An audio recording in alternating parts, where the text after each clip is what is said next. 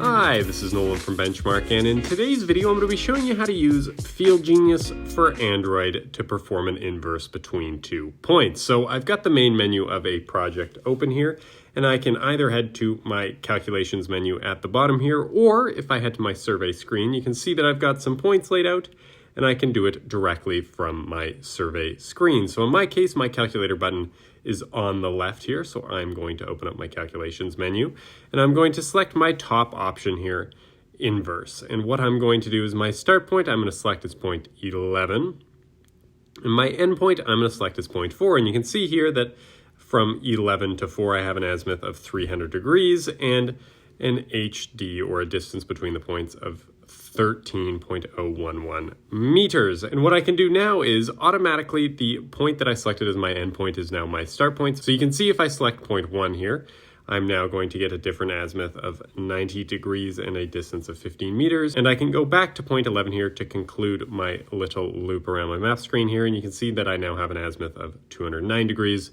with a distance of 7.5 meters. But for now, that is how you use the inverse tool in microsurveys FieldGenius for Android. And if you have a moment, I would please ask you to hit the subscribe button down below. It really does help us out and helps me keep making these videos. And if you have any questions about anything you've seen in today's video, or any questions about anything you've seen on this YouTube channel, please give us a call at 1-888-286-3204, or visit us on the web at bench-mark.ca.